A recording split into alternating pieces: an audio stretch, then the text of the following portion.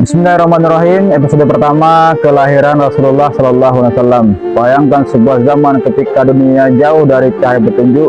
Di Jazirah Arab, manusia menyembah berhala. Fanatisme kabilah begitu kuat dan yang lemah sering ditindas oleh yang kuat. Namun di tengah kegelapan itu, Allah telah menyiapkan sebuah perubahan besar. Seorang manusia akan lahir bukan seorang raja dengan istana megah, bukan pula seorang penguasa dengan pasukan kuat, tetapi seorang rasul yang kelak membawa rahmat bagi seluruh alam. Dialah Nabi Muhammad sallallahu alaihi wasallam. Rasulullah sallallahu alaihi wasallam lahir di Makkah dari Bani Hashim, keluarga terhormat dari Quraisy. Ayah beliau adalah Abdullah bin Abdul Muttalib, telah wafat sebelum beliau lahir. Karena itu Muhammad sallallahu alaihi wasallam lahir sebagai seorang yatim. Ibunda beliau adalah Aminah binti Wahab.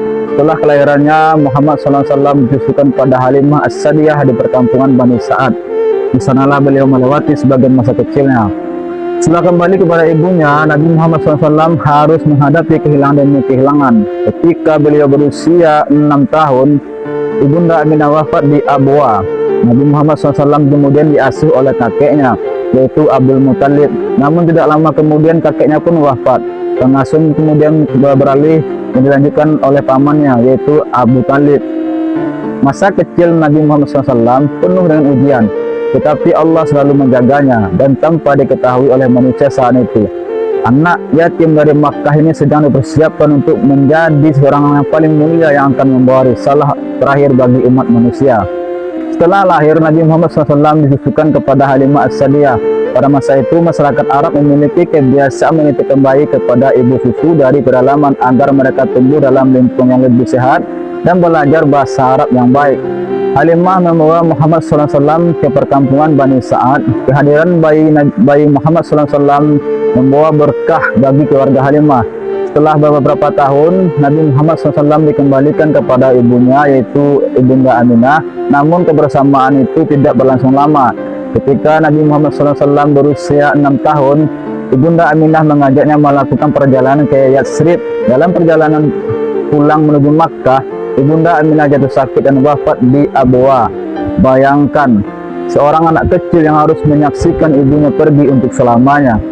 Muhammad SAW kemudian kembali ke Makkah dalam keadaan yatim piatu. Beliau diasuh oleh kakeknya, yaitu Abdul Muttalib, yang sangat menyayanginya. Tetapi Allah kembali memberikan ujian. Abdul Muttalib wafat. Setelah itu Nabi Muhammad SAW berada di bawah asuhan Abu Talib, yaitu pamannya. Abu Talib menyayanginya dan melindunginya dengan sepenuh hati.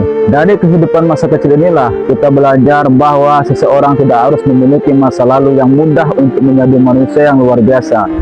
Muhammad SAW kehilangan orang-orang yang paling beliau cintai, tetapi Allah selalu menjaga langkahnya.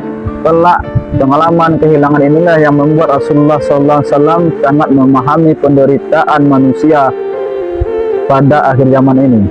Rasulullah SAW tumbuh di bawah asuhan Abu Talib. Sejak usia muda, beliau belajar menghadapi kehidupan dengan mandiri. Salah satu pekerjaan beliau adalah mengembalakan kambing. Pekerjaan itu terlihat sederhana, tetapi mengembala mengajarkan kesabaran, tanggung jawab dan perhatian terhadap makhluk yang berada di bawah penjagaan seorang Rasulullah SAW. Kemudian Rasulullah SAW ikut melakukan perjalanan perdagangan bersama pamannya. Dari perjalanan tersebut beliau mengenal beberapa tempat, manusia dan kehidupan perdagangan. Namun ada sesuatu yang membuat Rasulullah SAW berbeda dari banyak pemuda Quraisy. Beliau tidak larut dalam berbagai kebiasaan. Beliau tidak larut dalam berbagai kebiasaan buruk masyarakat jahiliyah. Beliau menjaga kehormatan dan kejujurannya.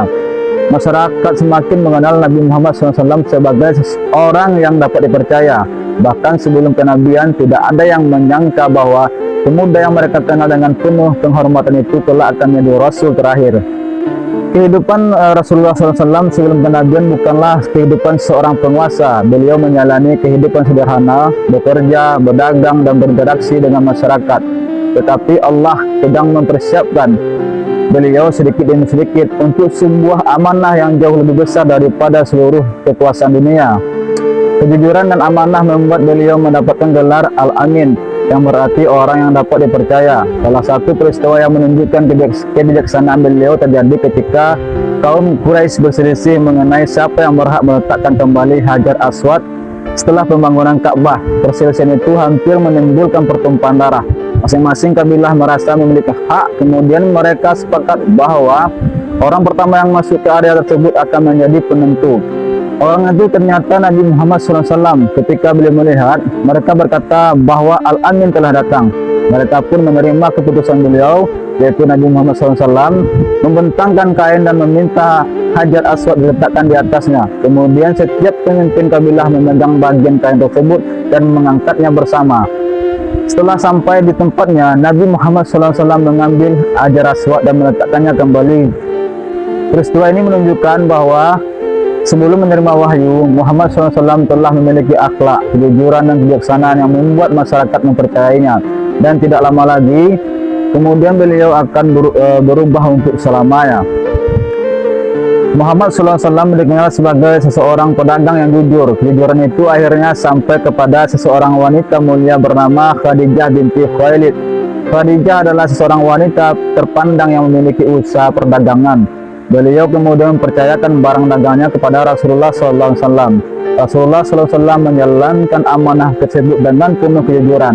Beliau tidak mengambil keuntungan dengan cara curang dan mengkhianati kepercayaan yang diberikan kepadanya. Khadijah melihat sesuatu yang sangat berharga dalam diri Muhammad SAW, bukan hanya kemampuan berdagang, tetapi akhlak, kejujuran, dan kemuliaan pribadinya. Akhirnya Nabi Muhammad SAW menikah dengan Khadijah. Pernikahan ini menjadi salah satu fase terpenting dalam kehidupan Rasulullah SAW. Khadijah bukan hanya menjadi seorang istri, tetapi juga menjadi pendamping yang sangat kuat dalam perjuangan beliau. Kelak ketika wahyu pertama turun dan Nabi Muhammad SAW pulang dalam keadaan takut dan gemetar, Khadijah menjadi orang yang menenangkan beliau. Dan ketika banyak manusia menolak Rasulullah SAW, Khadijah tetap berada di sisinya. Dari rumah inilah salah satu fondasi perjuangan dakwah Rasulullah SAW dibangun. Tahun demi tahun beliau semakin dekat dengan usia 40 tahun. Beliau semakin tidak nyaman melihat keadaan masyarakat Makkah dan dipenuhi kesyirikan dan berbagai kerusakan. Beliau kemudian sering menyendiri di Gua Hira. Di tempat yang sunyi itu, beliau beribadah dan merenungkan keadaan kaumnya. Nabi Muhammad SAW tidak ikut menyembah berhala seperti kebanyakan masyarakat Quraisy. Beliau menjaga dirinya dari kemusyrikan dan berbagai kebiasaan buruk. Tidak ada seorang pun di Makkah yang mengetahui bahwa sebuah peristiwa besar dalam kehidupan Nabi Muhammad SAW semakin dekat. Sebuah malam akan datang yang akan mengubah perjalanan hidup beliau dan sejarah umat manusia. Nabi Muhammad SAW pergi ke Gua Hira seperti biasa, namun kali ini sesuatu yang luar biasa akan terjadi. Malaikat Jibril alaihissalam akan datang membawa wahyu dari Allah. Dan sejak itulah Nabi Muhammad SAW tidak lagi hanya dikenal sebagai Al-Amin. Beliau akan menerima amanah sebagai Rasulullah SAW.